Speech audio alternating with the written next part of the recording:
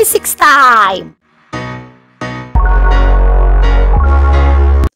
Assalamualaikum semuanya, jumpa lagi sama Aufa. Kita masih di usaha gitu ya. Ini yang terakhir bahasanya tentang usaha, dimana ada usaha dari gaya konservatif dan non-konservatif. Kenapa kalian harus belajar ini? Ya kalian harus belajar ini ya. Sebelum kita ke energi, nanti ada yang conserve juga. Kemudian sometimes beberapa kali ini keluar di UTBK. Jadi kalian harus tahu apa itu konservatif dan non-konservatif. Nah, sebelum itu kita gambarin jika ada sebuah titik gitu ya, P sama titik lain yaitu Q gitu ya. Kita mau jalan nih ke Q. Nah, setiap orang kan punya jalannya masing-masing. Ada istilah banyak jalan menuju Roma gitu ya. Sama ya, banyak jalan menuju Q kalau di sini. Nah, gimana caranya? Ya terserah yang mau jalan gitu kan ya. Contohnya misalkan ini ada lintasan pertama, ada lintasan kedua, dan ada lintasan ketiga. Nah, banyak cara sebenarnya untuk menuju Q. Lalu bagaimana usahanya? Nah, di sini ada dua usaha ya. Yang pertama kalau konservatif ya. Yang pertama aku sebut konservatif.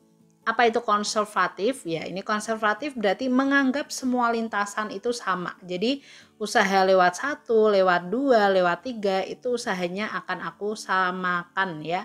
Jadi nggak mandang. Pokoknya ya kalau di awal nyampe ya nyampe Ki, pokoknya mau bodo amat mau lewat mana dulu kayak itu ya. Nah, itu yang disebut dengan konservatif. Jadi hanya ngelihat awalnya di mana sama akhirnya di mana. Kemudian, kalau dia usahanya konservatif, maka bisa kita anggap bahwa nilai energi mekaniknya itu dia sama ya. Jadi berlaku hukum kekalahan energi mekanik. Apa itu hukum kekalahan energi mekanik? Nanti akan aku bahas di selanjutnya di bab energi ya, subbab energi. Oke, contoh dari usaha conserve ini apa sih? Contohnya ada banyak. Yang pertama ada gaya gravitasi, kolom atau listrik ya. Kemudian gaya pegas sama gaya antar molekul. Jadi ini biasanya yang kita anggap sebagai konservatif biar kagak ribet. Oke. Kemudian yang selanjutnya ada konservatif, jelas ada non-konservatif. Nah, kalau non-konservatif ini kita menganggap bahwa lintasan itu sangat penting. Contohnya gini, misalkan kalian sedang di alun-alun ya, alun-alunnya bentuknya bulat. Oke, kalau alun-alunnya bulat, kalian jalan dari misalkan ujung A, kemudian muter, kemudian balik lagi ke A. Apakah kalian capek? Iya, jelas capek. Kalau kita memakai usaha konservatif untuk usaha kalian, maka kita menganggap bahwa kalian dari titik A balik lagi ke titik A gitu ya. Berarti tidak ada namanya usaha. Alias kalian tuh ya udah dianggap kalian diem sama jalan sama.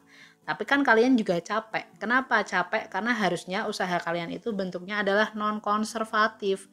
Kenapa non-konservatif? Karena dia bergantung lintasan. Kemudian contohnya di sini adalah gaya gesek ya. Langsung aku ke contohnya.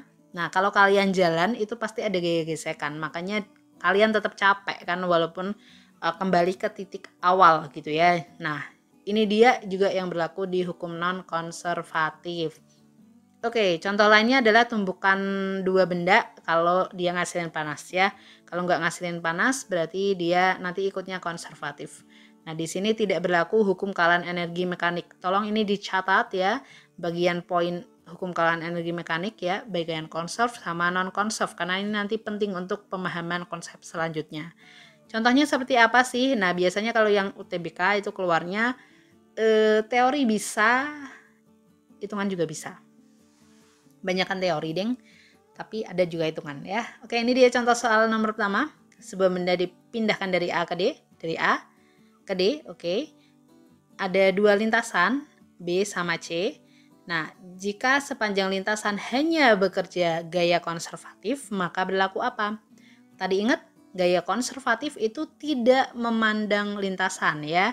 Oke, tidak memandang lintasan, maka ya udah ACD akan sama dengan ABD ya. So jawabannya adalah yang B. Oke, kita langsung ke 2 ya. Kalau udah ngerti konsepnya pasti gampang jawabnya ya. Dua buah benda bermassa dipindahkan dari A dan B ke C. Oke, ini ada benda A, ini benda B mau dipindahin ke C. Oke, kedua jalur lintasannya adalah lintasan kasar.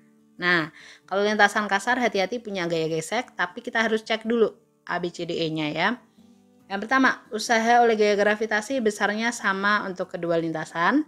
Kemudian gaya geseknya sama, of course no. Kemudian besar usahanya, nah ini jawabannya gampang ya. Kalian ingat gaya gravitasi tadi termasuk yang apa? Yap, termasuk yang konservatif. Karena dia konservatif berarti nilainya sama ya, udah ya. Hanya bergantung pada perubahan ketinggian aja. Kalau gaya gravitasi kan MGH gitu ya. Bukan lintasannya, jadi jawabannya yang A. Kalau gaya gesek pasti akan berbeda karena di sini lintasannya udah bentuknya beda kan. Nah, kalau lintasannya beda berarti yang B itu pasti salah, C pasti salah. Kemudian di sini ini dibanding ya, bukan disbanding. Oke, salah, typo ya. Oke. Kita nggak tahu AC apakah lebih besar dari BC karena lintasannya kayaknya panjang BC pasti kebalik kayaknya ya. Oke, itu dia. Langsung ke contoh soal nomor 3 ya. Benda bermasa M, oke, menaiki. Berarti ini posisi awalnya, ini akhir. Naik ya. Jika lintasan adalah lintasan kasar dengan gaya gesek FK, energi yang berubah menjadi usaha oleh gaya non-konservatif. Nah, ini kalian udah tahu tadi gaya non-konservatif itu salah satunya adalah gaya gesek ya. Berarti ini W-nya kita pakai W dari gaya gesek. So, kita punya W-nya adalah F kali S, di mana F-nya gaya gesek, ya udah FK ya. S-nya mana? Nah, dari sini ke atas berarti C ya. Ini ke atas C, berarti FK kali C. Oke, jawabannya adalah yang C ya. Kalau mau pakai AB berarti pakai Pitagoras aja. Oke, itu dia contoh soal yang what is that? Tentang konservatif sama non-konservatif. Kalau habis ini udah ya usahanya kita udahan, akan lanjut ke energi. Yeay, subbab energi. So stay tune terus di channel Alpha. Ya, semoga kita selalu sehat selalu, belajar bareng, sukses bareng.